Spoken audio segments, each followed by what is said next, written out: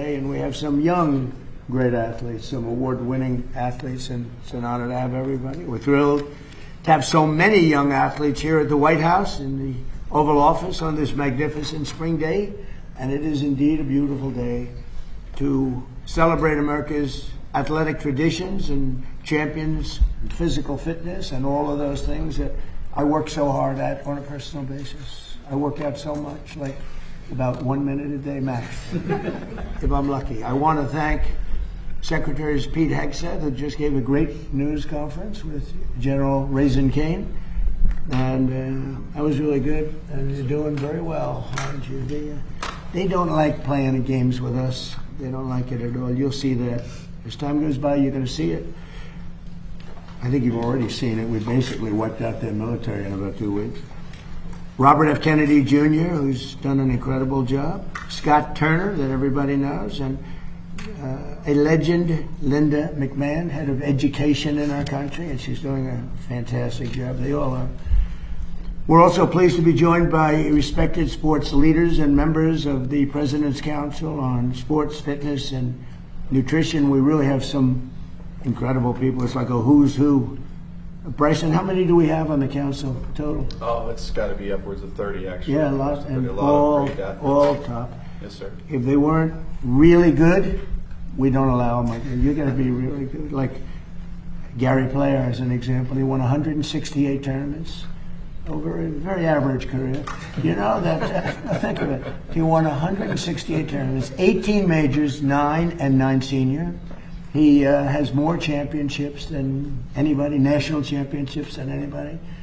And I played with him. He's very proud of it, actually. He played with him on his 90th birthday. He very easily, on a tough course, from 6,800 yards, he very easily shot a 70. And it was the easiest 70. And normally, if you shoot a 70 and you're 90, you'd run around so excited. Gary's like, all right, let's have a little lunch. He's the most unexcited human being I've ever seen. Because he's been doing it all his life. He's been winning top 3 in history, in my opinion. I don't think it's my opinion. Just based on the record, Gary is top 3. Jack and Tiger and Gary, greatest golfers. So thanks for being here. And as you know, we have the U.S. Open champion. And he won 2 U.S. Opens, but that last one was unbelievable. He had I think Gary's one of the greatest shots ever hit to win a U.S. Open, certainly. One of the top, they say one of the top 3. I don't know what the other 2 are. But he hit an unbelievable sand shot, sank a 4.5-foot putt, and he won the U.S. Open. And he's been a great golfer from the day he was born, if you believe in genetics, because I do. But he won, he won the U.S. Amateur years ago, and he won it quite easily. But he's a great person and a great friend of mine, Bryson DeChambeau. And thank you, Bryson. And you're very much in charge of this whole operation with the sports. He's so much into physical fitness. All you have to do is take a look at him. And you say, why is he even doing this? Because I think if you didn't work out at all, you'd still look almost like you do right now. But you are doing great. And everybody respects Bryson. He's the longest hitter in golf. And he's straight. And frankly, maybe the best part of his game, Gary, is he's a great putter. Absolutely. You played with him, right? And an asset to the game. And he's a great asset, and he's a great person. And we have, along with the University of Florida's basketball coach, Todd Golden. Todd? Where's Todd? Right here. Todd? Hi, Todd. Great to see you, Mr. President. And what a job. By the way, what a job you've done. I see that. I'm a little busy to watch the games, but I always see your team is right up there. Yeah. You're doing a fantastic job as a young guy. An American hockey hero, T.J. Oshie, who's one of the best hockey players in the world. T.J., good to be. Thanks for having me. How's your golf game? The hockey players, Bryson was saying, the hockey players seem to be the best, of the athletes seem to be the best golfers. You know? It's the greatest game. Yeah, it's great. Fun play. And he's a good golfer. He's a 3 handicap, maybe better, right? It's very good. Gotta work on the But putt. stick, Right here? right? Yeah. But stick to hockey. Yeah. Right? As a 3, he has to stick to hockey. That's great. What a career you've had too at a young age. And professional baseball pitcher Noah Syndergaard, sometimes referred to as Thor, and he looks like Thor to me. That's where is he? It's very hard to make. You look great. And as a man, I wouldn't want to get into a fight with him, I can tell you. That would not be a good situation. This year we celebrate 250th anniversary of our country. And it's our nation's founding. It's a big deal. In addition, we have the World Cup, and which is just now starting, and we have the Olympics. I got them both, and I was very proud of myself. I tried to say I got the 250th also, but that didn't work out too well. But I did get both the World Cup, and I got the Olympics, and I was very proud of that. But I was very sad, actually, because I got them in my first term, and I said, oh, wow, I'm not going to be able to go as president because they were in 6 years, so I wouldn't be president. I thought I'd easily win the election, which, by the way, I did. And unfortunately, bad things happened. It was a rigged election, and I said, well, I'll do it again. I had the ultimate poll. I did so well, and I had the ultimate poll, and we won in a landslide. We won every single swing state. We won the popular vote. We won everything you can win. We won 87% of the counties in the United States. And I ended up with the Olympics, and I ended up with the World Cup. And very importantly, maybe the most important, is we have the 250th anniversary. And on June 14th, we're going to have the UFC, and the biggest fight they've ever done by far. It's the hardest ticket I've ever been involved with. They're building a 5,000-seat stadium right by the front door of the White House, and then they're going to have anywhere from 75 to 100,000 people in the park right past the White House with 8 tremendous screens. And then we have Roger Penske. So that's Dana White's dream, what that is. It's going to be amazing. And then we have Roger Penske is going to have a big championship Indy around the Capitol, and the Indy racers, and he's been trying to get it here for 25 years. And he said, I came to Washington exactly 121 times, and I was never able to get it. I came once to see you, and we had it done in a half an hour. And he's fantastic. He's won 20 Indianapolis 500s. Can you believe that? Other countries, and I say it all the time, I gave him the Presidential Medal of Freedom, like I gave to Gary, too, because of his career. And then Roger, on his 18th, I called him. I said, come on, I want to give you the president. You won 18. Japan, Germany, all these countries, they spend billions and billions of dollars, and they don't, it's very hard for them to win. They don't win very, very much. They spend all that money, and Roger just wins it all the time. So I gave it to him on the 18th win, and since then he's won, that was 4 years ago, since then he's won 2 more. So he's going to be here with the Indy cars, and it's going to be the biggest race maybe ever. And they're going to be circling the Capitol. We have Pennsylvania Avenue closed down, and I said, do you like the course? He said, I love the course. I said, pick the best course, we'll get it for you. Don't go the easy way. Pick the best roads. I don't care, it doesn't matter. And he picked he said it's as good as you can get. And unfortunately, he picked the most important roads in the city, which is a little tougher. But we got it done for him quickly, and that's going to be in August. So we have a lot of really exciting things happening. So today I signed a proclamation recognizing National Youth Sports and Fitness, and I'll also sign the very first copy of the new revitalized Presidential Fitness Test Award, a certificate in recognition of achievement of the gold standard of physical fitness. And this is something that Bryson DeChambeau wanted to do very badly. Bryson's amazing. I mean, he's somebody that can put on 25, 30. At one point, I guess he put on almost 50 pounds. You remember, he looked like a linebacker for the Pittsburgh Steelers. And he decided he didn't like himself at that weight. It was all muscle guy. It was like crazy. He looked like a massive football player. You wouldn't want to play Monopoly. And he said he didn't like it. He developed too much speed. This is the problem with people. He had too much speed. He wanted to bring it down a little bit. So he lost. He can put on weight like up and down like a yo-yo. And he doesn't take the shot, okay? He doesn't need the fat shot. I said, do you ever take this shot? He didn't even know what the hell I was talking about. What shot? No, he can put it on. He's a scientist. He's like a scientist with his body. He's a great guy, and he's an absolute champion, so I appreciate it. But Bryson really wanted to bring it back, because we are bringing it back. It's something that's a lot of people, the wrong people probably were involved, I don't know. But this is a group of people that physical fitness is everything. Gary Player, by the way, you talk about golf, but he was always considered in the best shape of anybody. He was long ahead of the rest of the world. Now you see all these guys have a 28-inch waist. They walk down, it's like robots, right? But Gary was always, he was way ahead of everybody else. From the late 1950s until 2013, grade schoolers across the country competed against each other in the presidential fitness test, but others. And then we had the Obama administration. Wonderful, wonderful person. Barack Hussein Obama. Have you heard of him? We had the Obama administration, which phased out this wonderful tradition of physical fitness. Thank you, Barack, very much. Great job. And we're bringing it back. We're bringing it back. My administration's working very hard to defend America's cherished athletic traditions and pass our values of excellence and competitiveness to the next generation. So important. We're working on historic reforms to save college sports, and we banned men from competing in women's sports. That was sort of an easy one. They say, you know, the radical left says, that's an 80-20 issue now. It's 99-1. They say 80-20. Who are the 20%? I've never met anybody. Nobody's ever come up. So I've been president for 5 years. And nobody's ever come up to me and say, sir, you have to allow men to play in women's sports, you know.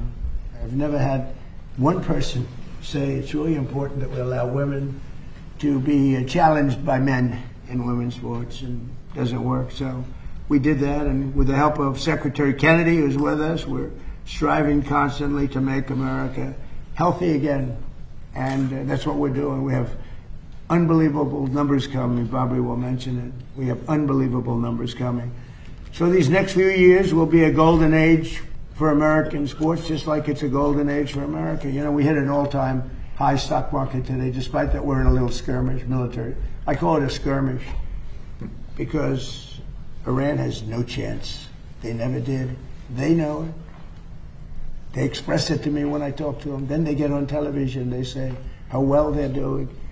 And they have no Navy, totally wiped out. They have no Air Force, totally wiped out. They have no anti-aircraft capability, totally wiped out. No radar. They have no leaders. The leaders are wiped out. The whole thing. And then I read the papers and they say how well they're doing. They're not doing well. That's why you have no credibility. No credibility. The news, the fake news, has no credibility. But the President's Cup, it's going to be something, and we're going to have that. We're going to do very special presentations to Johnny, who, as you know, is the commissioner. He's a fantastic person who runs the soccer. And I don't know if you know this, but so more tickets have been sold earlier than at any World Cup they've ever had. And the numbers are more than double. They've never seen anything like it. So it's really soccer. I don't know if soccer is taken off or not taken off, but the World Cup is doing numbers like they've never done. They've never done anywhere close. And we have the Patriot Games in honor of our 250th anniversary this fall. It's going to be all on television. And with us, it's like the ones that we have here. We're going to continue to win. Our country is doing great. We're breaking records in every way. And I know it's too bad, but I had to do it. We can't let Iran have a nuclear weapon. You might be too young for this. I don't know if I want. They probably know. They probably know better than most people. But you can't let a bunch of lunatics have a nuclear weapon, or the world would be in trouble. The world would be in trouble. So we just hit records on the Dow. It was supposed to be done in 5 or 6 years. Somebody said it couldn't be possible to reach 50 on the Dow. And I reached 50 in the first year. And then I reached 7,000. And by the way, just set a new record. The S&P just set a new record, so much higher, 7,500. But they said even harder than 50 on the Dow is getting to 7,000 on the S&P. We did that by the end of the first year, all before the end of the first year. Gary, so think of that. They said we couldn't do it in 4 years, and we did it at the end of the first year. And then, you ever have this? And then I called all my people and I said, we just set every record in the book. The economy's going great. I ended 8 wars. Nobody else ever ended a war. And the person that won the Nobel Prize, Maria, she's a good person. She said, I don't deserve this. This deserves to President Trump. There's never been a man that deserves a Nobel. He ended 8 wars, including India-Pakistan, which would have been a nuclear war, 8 of them. And I called everybody in, Gary, and I said, you know what? We just broke every record, and now we're going to take a hit because we have to make a journey down to Iran to take the nuclear weapon. They would have had a nuclear weapon within 2 weeks. Remember, we sent that beautiful B-2 bomber in, and we blew up their nuclear potential. It was obliterated, for those that are not aware, and to a point where it would take them weeks to dig down, and we wouldn't let them dig down. We have our eyes on it all the time. But it was a very important thing. So we would have had an Iran with a nuclear weapon, and maybe we wouldn't all be here right now. I can tell you the Middle East would have been gone, Israel would have been gone, and they would have trained their sights on Europe first and then us, because they're sick people. These are sick people. And we're not going to let lunatics have a nuclear weapon. The power of a nuclear weapon is something I don't even want to talk about. It's not going to happen. And we have beaten them badly. They're talking, now they're reduced to little boats with a machine gun on the front of them, because they had a Navy of 159 ships. Every single ship in the first week was, right, Pete? Every single ship they had is resting underwater, right? At the bottom of the sea. They have no Navy. It's totally wiped out. Same thing with their Air Force. So we're doing well, but it's all about, having a great country. And one of the things I think that when they talk about physical fitness, one of the things I notice about friends of mine, all of the people, all of the great athletes here, is their mind is better than people that aren't fit. It's because I think a mind, once you hit a ball well, or you do whatever it is that you run well, or play hockey as great as you play it, but once you obviously have to have a certain physicality. You can't have somebody with a great mind and zero athletic talent, right? But when you get up to that league, it's all about the mind. The mind is so important, and these people express it, I think, better than anybody. So with that, I'd like to ask somebody that's done really an incredible job. He has got some group of people that love him, some big group of people. It was a big day when he endorsed me for president. Very unusual, because I happen to be a Republican. I would say that Republicans were not too big in the Kennedy family, but they're big now because he's the biggest in the group, and everybody respects him a lot. He's doing a fantastic job. So, Bobby, would you say a few words, please? Yeah, thank you, Mr. President. Almost immediately after my uncle was elected in 1960, he came across some federal data that showed that 5% of American kids were obese. And that was more than double the European number. And he became very concerned that Americans were becoming soft. And he published an article before his inauguration called The Soft American, in which he said that there's a national security issue. It threatens our economy. We need a vigorous population that is in good shape spiritually, morally, physically, if we're going to continue to exercise leadership around the world. And he launched the physical fitness test, which became a milestone for my generation, for several generations after me. It was an enduring rite of passage for us that everybody in my generation remembers. It was a benchmark also because we did pull-ups, sit-ups, shuttle runs, and a number of other events, and it was a benchmark for measuring national physical fitness.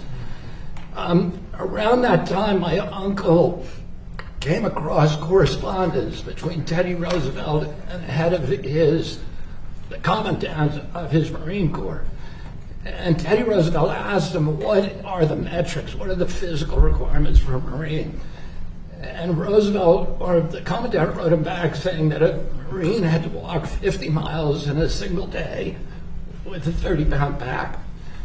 My uncle wrote a letter to his commandant and said, can today's Marines do the same thing? The following day, he had a cabinet meeting. It was on a Friday, and he had private cabinet meetings, unlike the ones that we have to go through here. My uncle was, I'll just say this, my uncle was proud He was the first president that did televised press conferences. And he was very proud. He did more press conferences than any president in history. He did 64 in his 1,000 days in office.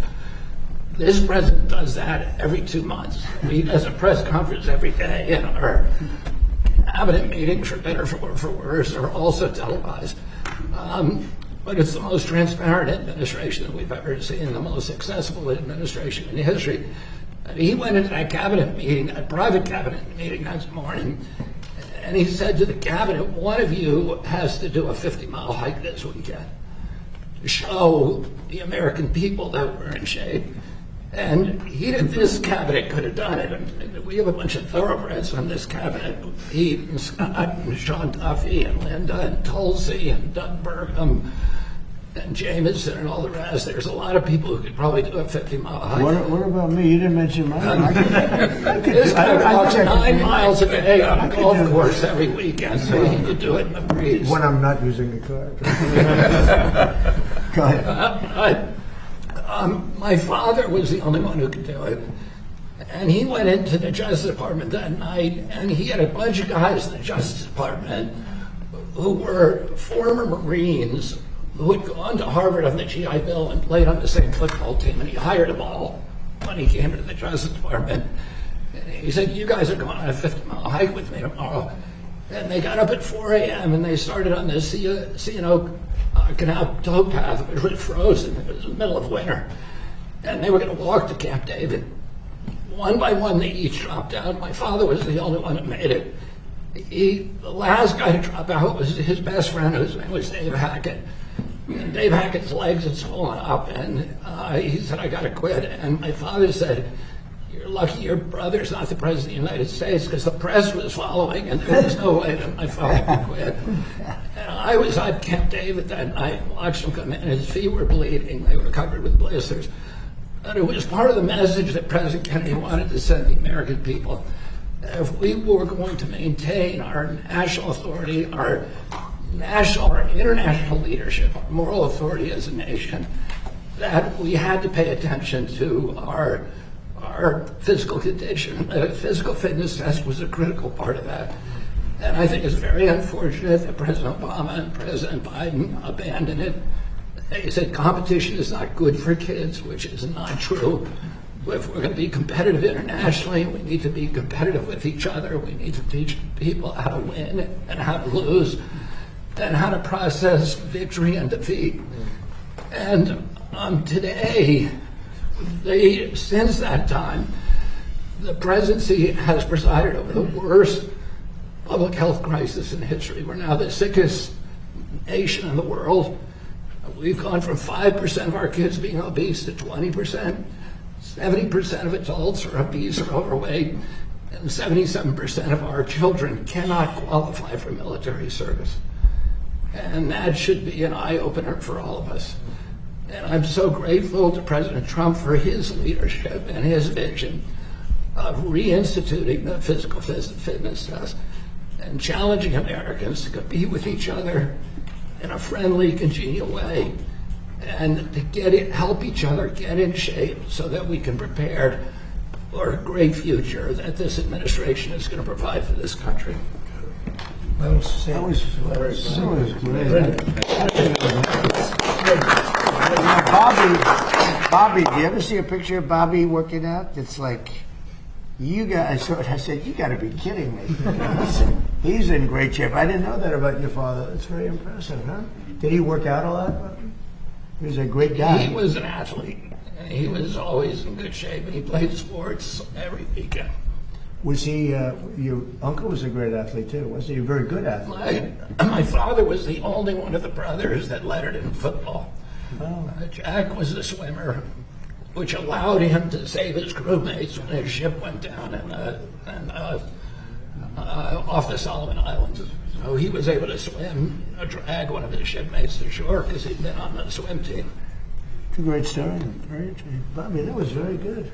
It's quite interesting. Everybody was listening. Usually people are sort of wandering off as people speak, but not when Bryson speaks or when Gary speaks. Go ahead, why don't you start it? Yes, Secretary Kennedy, thank you for those inspiring words from your uncle, and thank you to the President of the United States for helping reestablish this presidential fitness test has been something that we've been looking forward to doing for a long time, since 2013.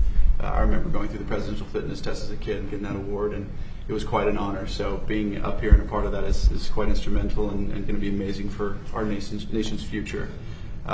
Reestablishing the golden standard of the presidential fitness test has been a huge deal for me. Is that these kids now are going to have a healthy future.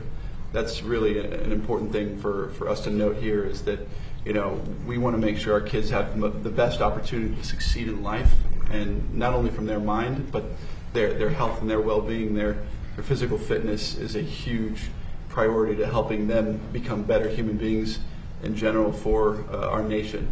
And so what's quite honestly cool is Secretary Hegseth here has allowed us to be involved in over 160 schools, military bases with DOIA and institutionalizing this presidential fitness test in those schools. So I have to say thank you so much for helping establish that, and hopefully here soon we can do that across the nation, of which we believe will have a tremendous effect on these kids and their future. So I just wanted to say thank you to the President, thank you to the cabinet members for everything you've done, and we're going to go out there and have a great day on the field and give these kids some fun things to go and play with, whether it's football, soccer, doing some pull-ups. Can you guys do pull-ups?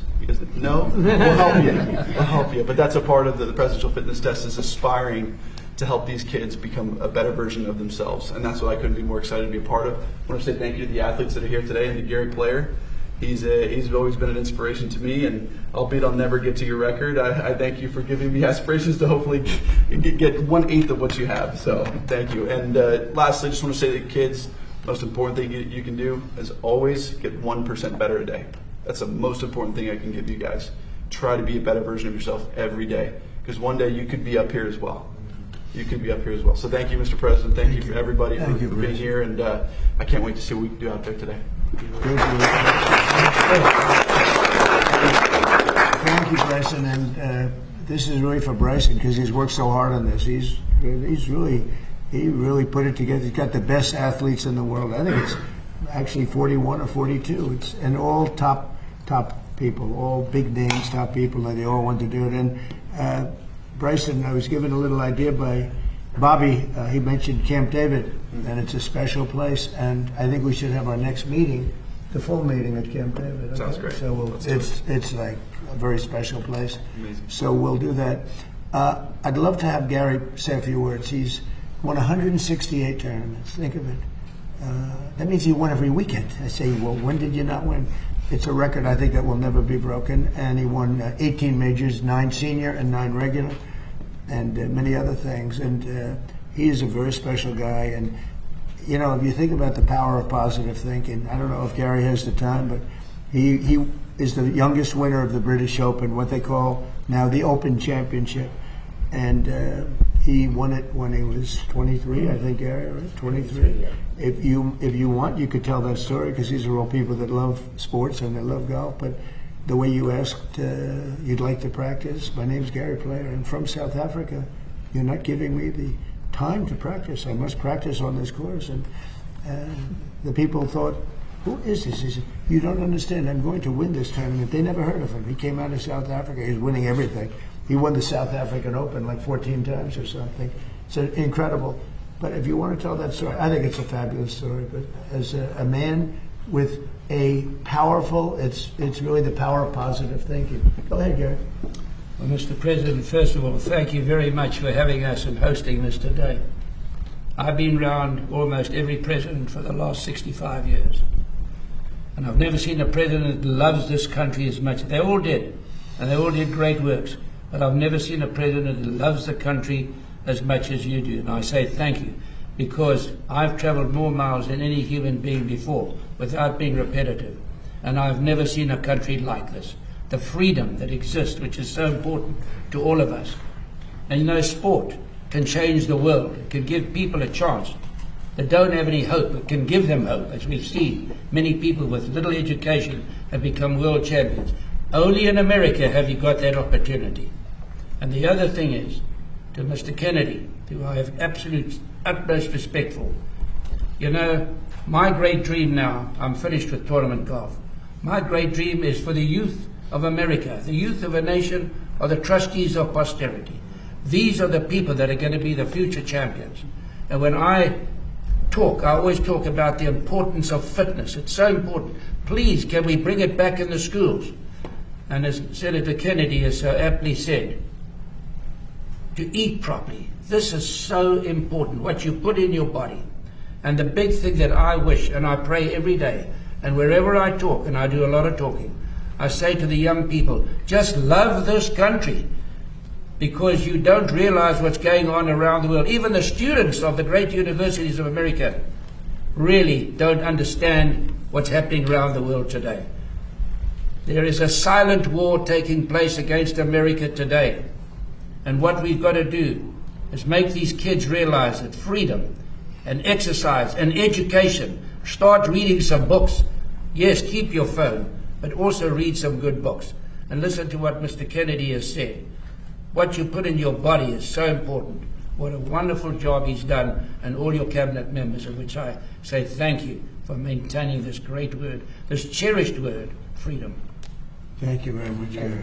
And Gary is way ahead of his time, always. And how many Masters did you play in, Gary? It's a record, I think. 52. 52. Think of it. You had to qualify. After you won it, how many times did you win it? 3. 3. So when you win it 3, you get to play a little bit. But most of the time, you had to qualify. But 52 Masters, it's amazing. And did well in every single one of them. Pete, could I ask you to say a few words? Sure. Yes, sir. You could maybe speak a little bit about a subject that they want to hear about also, if you want. But just say a few words if you want. Absolutely, sir. Well, fitness, standards, competition, that's what we're all about at the War Department. So bringing those things to education is something I remember as a kid. I mean, the Presidential Physical Fitness Award was the pinnacle event at Forest Lake Elementary School every year. And I wanted to be the best. And I wasn't, but I worked my tail off every year to try to get there. Pull-ups, push-ups. I couldn't do the V-sit and reach. I could never beat that one. But I remember it because it was something my country clearly elevated as important. We should be in shape. We should compete. And there's winners and there's losers. That we need to infuse into our young people. And obviously it takes young people to run a military. And as the Secretary pointed out, almost 3/4 of American young people do not qualify for military service, and a lot of that has to do with their physical fitness. So we're proud at the War Department to put this first into Department of War education activity. Our schools, 161 of them, across 30 installations. It's going to be mandatory for the young kids of those service members who use those schools, and we hope that's a pilot for all of American education. We hope the rest of America follows. We need young, strong, healthy Americans, whether you serve in the military or any other aspect of your life. And I think this presidential fitness test, Mr. President, is a perfect thing to restore that sets those standards high for young people and something for them to achieve. The idea that competition is bad is the beginning of decline of a nation. Competition is critical to who we are and ensuring America stays on top. And speaking of staying on top, Mr. President, we are, as we talked about this morning, Project Freedom is ongoing. We're ensuring that we have control of that strait, which we do. And ultimately, Iran has a choice to make, and they know we're in the strong position. We hope they make a wise choice, and nobody better to make that deal, Mr. President, than you. Thank you very much. Thanks. Doing a great job. A man who's in you talk about athletes. This is a very serious athlete. Happens to be in charge of a little thing called housing. Yes, sir. Say a few words. Yes, sir. Thank you, Mr. President, and thank you to all the great athletes and ambassadors that are here and to the kids that are here. You know, that word competition, I made a living competing, you know, and being in the top physical fitness that I could be in playing in the National Football League. And one thing I want to remind the kids and really our country is competition brings out the best in us, be it in sport, be it in business, be it in education. And you always want to be the best you can be, as Bryson said, every single day getting better. And I'm grateful that I had an opportunity to play in the National Football League, but it taught me how to be a good teammate. It taught me how to be humble in victory and to be steadfast, you know, in defeat, as all these great athletes know. And Mr. President, thank you for just your leadership in our country, but also for this important issue of having physically healthy children and a physically healthy nation. And Bobby, thank you for reminding us of your uncle and your father of how important it is for us to look at the man holistically, spiritually, morally, physically, mentally. And I think America historically has been the leader in all of those areas, but we are at a critical function in our nation. And so I would encourage everyone, this transcends politics. Physical fitness is good for every man and woman and child in the United States of America. So, Mr. President, I'm committed to this. I've seen the benefits of it in my own personal life. My family and my cabinet colleagues are 100% behind this. And so I would encourage all the young people of America, parents, teachers, educators, to take inventory and hear what these leaders are saying about the national security of our country, and make sure that we're encouraging our young people to get out, get your hands dirty, get your knees going, get on the monkey bars, start running and jumping and playing together. Because if you're a good teammate, the stronger team we are, the stronger country we are. So thank you, sir. Well, thank you. I have to just say we have a star named Linda McMahon, and she's made a tremendous amount of money on sports. At sport, they are great athletes, in my opinion. WWE, her great husband. What they built is incredible. They sold it for a fortune. Billions and billions of dollars. You made more than Bryson and Gary. If you add it up, would you say a few words? And she's one of our greats. She is a phenomenal person. Go ahead. Well, that intro is a hard act to follow. That's tough. But I think what we've talked a lot about fitness, and I think that's incredibly important because that's what all this is about. But the Greeks had an axiom: sound mind and a sound body. So as Secretary of Education, clearly, I want all of our schools to be able to adopt, these programs. We don't control curriculum from the Department of Education, but I sincerely hope the emphasis that is being refocused on kids and being fit and being able to compete. That's what you've said, Pete. All of us are saying the same thing, but let's not forget, it's about also a sound mind and a sound body. In order to have a sound mind, you do have to eat well, you do have to exercise, you do have to train, and you do have to be fit to do that. And if we all are, we are the best of who we can be. So I encourage all of you to enjoy playing and competing and being good sports, while you're doing, but don't forget you're studying all of your academics because it is all part of the total package.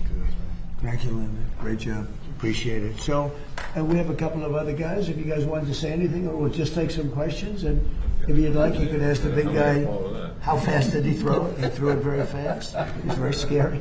Scary. You want to say something? I guess I'll just reiterate the thanks, Mr. President. Thank you, the cabinet members, for this opportunity to be here. Thank you, Bryson, to allow me to be in this elite company of people. It's a pleasure to meet all you guys. And Let me look at you. You're an embodiment of the physical fitness test. So we gotta get you on the seriously good physical fitness. And Coach, you've done great at Florida. Thank you very much. No, incredible honor to be here. This is something that I'm passionate about, and I think it's imperative that we're doing this for our youth right now. Through experience, my wife and I have two young kids, 9 and 7. They're very active, very athletic, but I can see some of their classmates and some of their teammates, staring at screens all day. And again, as I said, it's really important that we do this now. And not only I think this will improve the overall physical health of our young people, but I think it'll also help the mental health of our young people as well. And just in case you don't know, he is a coach who just came to a team and just took it right from the beginning here. Yeah. Just unbelievable job you've done. Thank you very much. You're a very rich guy. He'll pay a minute. I want to represent him. He'll pay him. He comes in and just boom, just someone. Congratulations. Who's going to win in hockey? It's a tough one. Colorado's a favorite. I like Minnesota, though. All right, we're going to watch, okay? Yeah, it'll be we're good. going to watch. Great job. Thank you. Great job you've done. Thank you. And we're going to go outside. And did you want to ask a few questions of any of the people here? Please. Can I ask you about Iran, Mr. President? Yes. They've fired at U.S. ships several times in the last 24 hours. What do they need to do to violate the ceasefire? Well, you'll find out because I'll let you know. They know what to do, and they know what to do. They know what not to do, more importantly, actually. And, they fired them in little boats with pea shooters, the pea shooters, little boat with little, why? Because they don't have any boats anymore. Their Navy is comprised of, they call them little boats, Fast right? boats or little boats. And they're fast, yeah. They're so fast that they had 8 of them and they're all gone. And They're fast, but they're not fast like a missile. A missile is slightly faster. They're all gone, so they're looking around for little boats to try and compete with our great Navy. We have a Navy that's unbelievable. You know, we set up a blockade, as you know very well. Not one ship. A couple tried, and they got their engine shot out. You remember? I think it was it was a great display. A ship wanted to go through, break the blockade. They were warned not to. And then they were warned again by a young Annapolis captain of the ship with a great look, central casting. These people are central casting, I'll tell you. And he said, don't do it. Then he said, evacuate your engine room with this unbelievable loudspeaker that goes over water. He said, you have 10 seconds. And then from 4 miles with one bullet, Main gun. it went right into the engine. And Gary, the ship stopped very quickly. They hit the engine with one shot. It wasn't a missile. They don't want to waste a missile on it. It's too easy. And we had another one at 2000, one of the biggest ships in the world.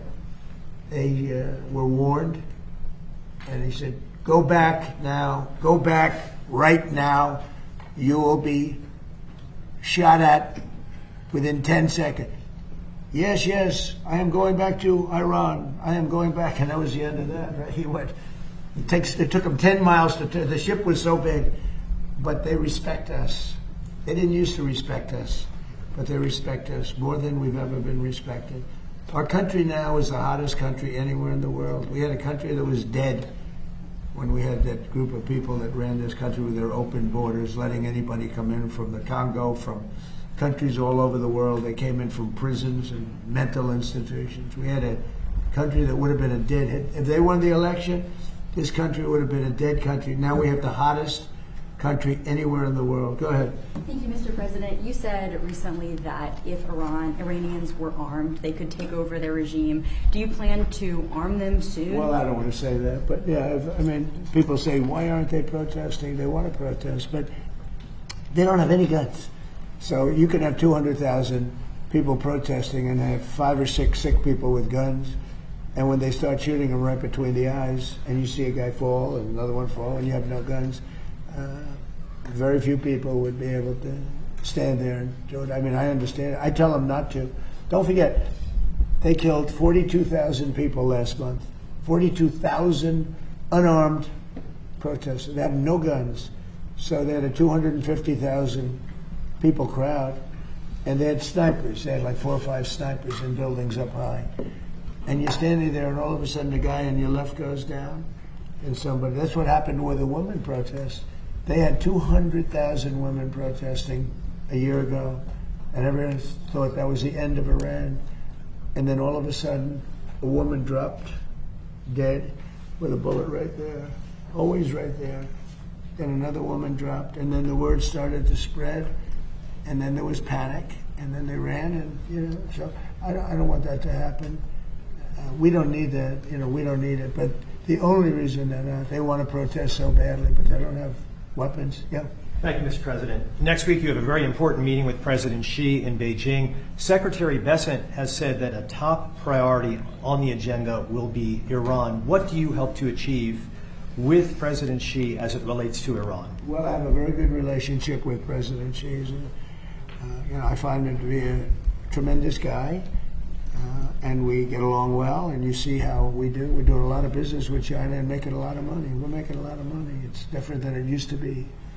But I'll be talking about that'll be one subject. But he's been very nice about this. In all fairness, he gets like 60% of his oil from Hormuz, and I think he's been very respectful. We haven't been challenged by China. They don't challenge us, and he wouldn't do that. I don't think he'd do that because of me. But I think he's been very respectful, and we've offered, if he wants to send the ships to the United States. I think one of the big things that's happened is I made a statement: send your ships to Texas. It's not that much further. Send your ships to Louisiana. Send your ships to Alaska. Alaska is actually very close to a lot of the Asian countries. People don't realize it. Japan is back and forth. It's like, it doesn't seem it, but it's a very short route. 2 days shorter than almost any other route. We're making tremendous big deals with South Korea and with Japan. But I said, send your ships. All of a sudden, I don't know if you saw the graph today. This is Space Force, which I created. Space Force has, they just sent out some photos of the ships that are lined up all the way down the ocean like it's a highway. It looks like the Long Island Expressway for ships. And they're all heading to Texas, Louisiana. We've made up this, and that's why when I decided that I have to do this for the good of the world, not just the United States, in a way, we would have been in less trouble than a lot of other places. Certainly the Middle East would have been blown up. There wouldn't be a Middle East anymore. They would have taken over the Middle East. Now they're trying to survive, and they won't be successful unless they make a deal. Oh, if they don't make a deal, they won't be successful. It'll go very quickly and methodically. Believe me, it'll be very easy. But we have so many alternatives. It's amazing. And nobody knew this, because as an example, Japan got 90% of their oil, most of their energy, but most of their oil from the Hormuz Strait. South Korea got 43% of it. By the way, their ship was shot at. They were not in the cavalcade of ships. They decided to go it alone, and their ship got the hell knocked out of it yesterday. But they didn't shoot the ships that were guarded by us, I'll tell you that. We knocked down a lot of missiles. So what happens is that we have a situation where we have total control. As you know, the blockade's been amazing. It's like a piece of steel. Nobody's going to challenge the blockade. And I think it's working out very well. We're going to see. I can say this. Iran wants to make a deal. What I don't like about Iran is they'll talk to me with such great respect, and then they'll go on television. They'll say, we did not speak to the president. We did not. I just spoke to. We did not speak to the president. So they play games. But let me just tell you, they want to make a deal. And who wouldn't? When your military is totally gone, we could do anything we want to them. Who wouldn't? Please. On the filibuster, Mr. President, you've posted a lot about wanting to eliminate the filibuster.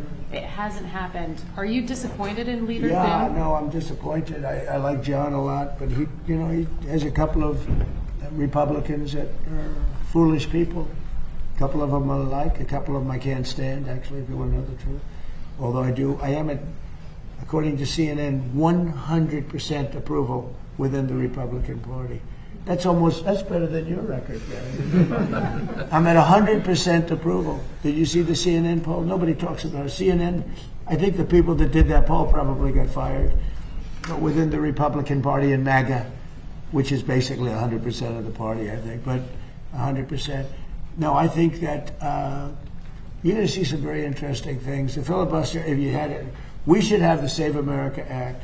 We should have voter identification, voter ID. We should have proof of citizenship. We should have mail-in voting for the military and people that need it, but not for everybody. Because anytime you have mail-in voting, they're going to cheat.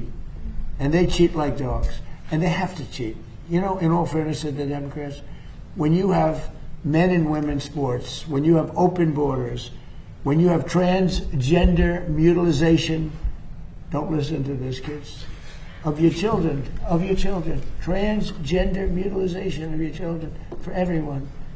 When you have policies like that, you have to cheat. It's the only way they can win. And we shouldn't allow them to cheat. And we should terminate the filibuster, because if they get the chance, they'll do it in the first hour back. Yeah, Mr. President, thank you. When Iran is seeing 50% inflation, they've moved money from their sovereign Their economy is crashing. Would you allow their financial system then to fail? Well, I guess so, because we're making it fail, right? Is that what it takes? I hope it fails. Is that what it takes? You know why? Because I want to win. It takes getting pounded on by the military, I think, for more. But in addition to that, it is failing. We have sanctions on them, tremendous sanctions. Scott Bessent's done a great job. We have sanctions that nobody's ever seen before. No, they're failing.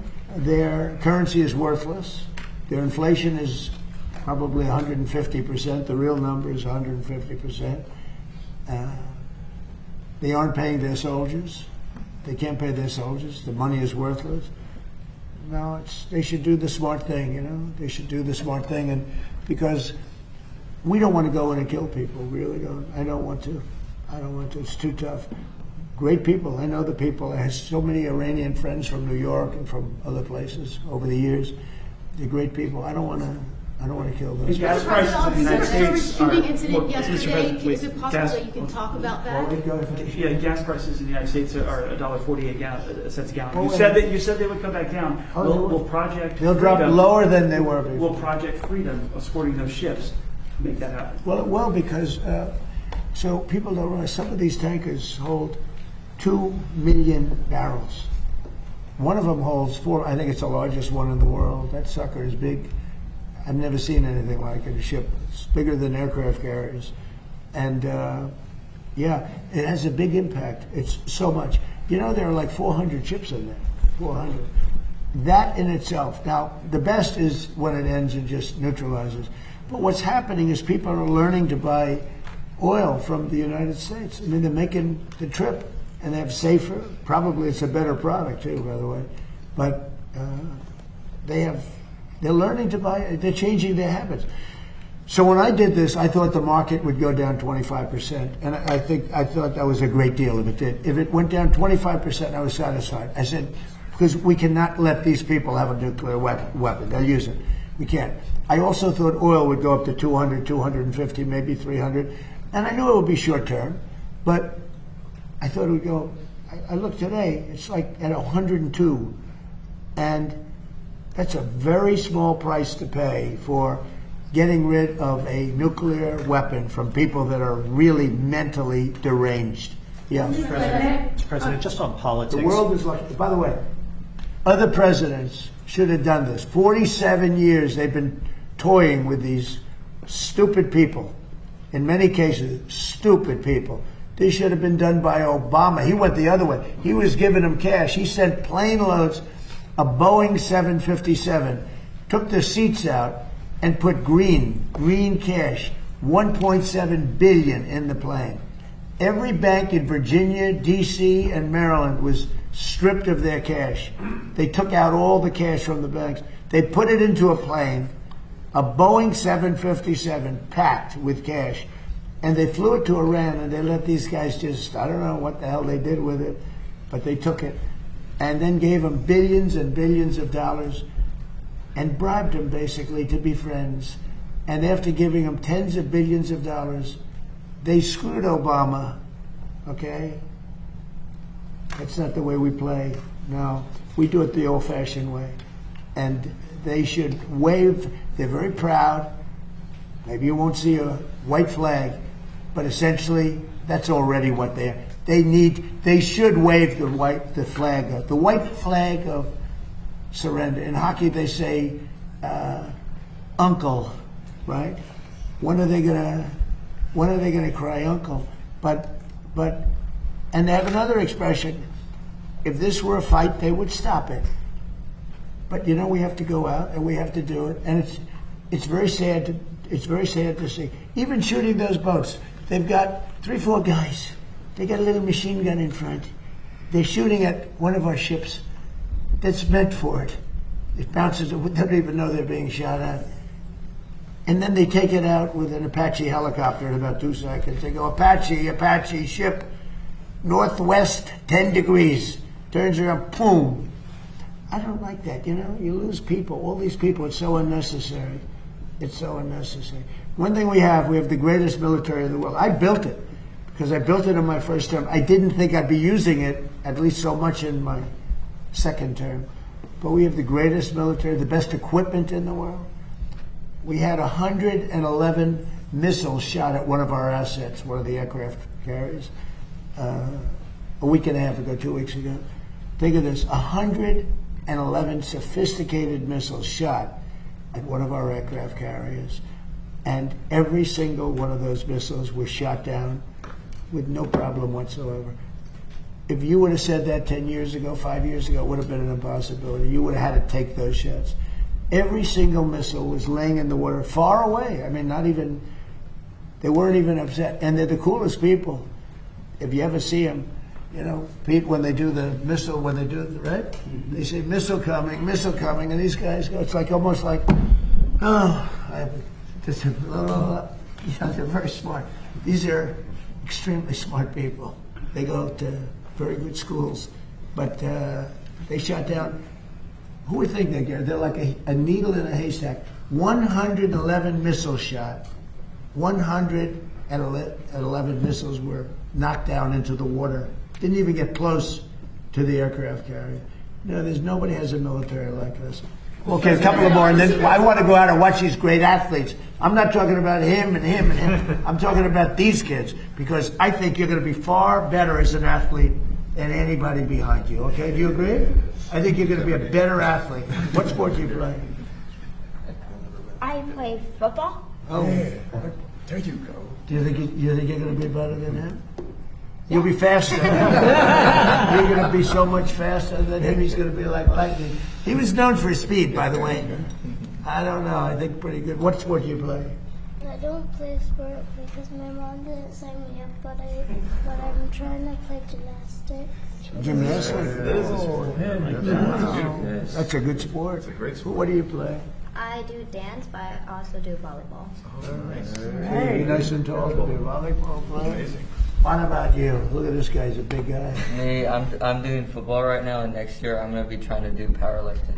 Oh, whoa. Yes, Whoa. All right, let's go. Whoa. That's awesome. And you'll never compete against women in powerlifting. That's right. Did you see that they had a man powerlifter and he decided to go the opposite direction? He took a record, stood for 18 years.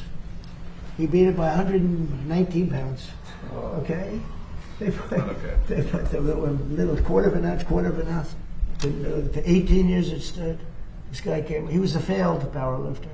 But he went on the other side and he decided that he wanted to go into women's sports, and he broke the record by 118 pounds. Think that's fair? So I don't think we'll have to worry about you. Yes, sir. You're going to do good. Are you a strong person? Yes, sir. Good. You think you can take me in a fight? I think you could. Hey, that would be embarrassing.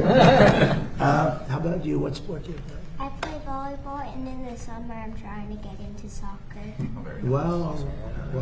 And with your height, do you smash the ball, the volleyball? Do you get up high? Can you jump high?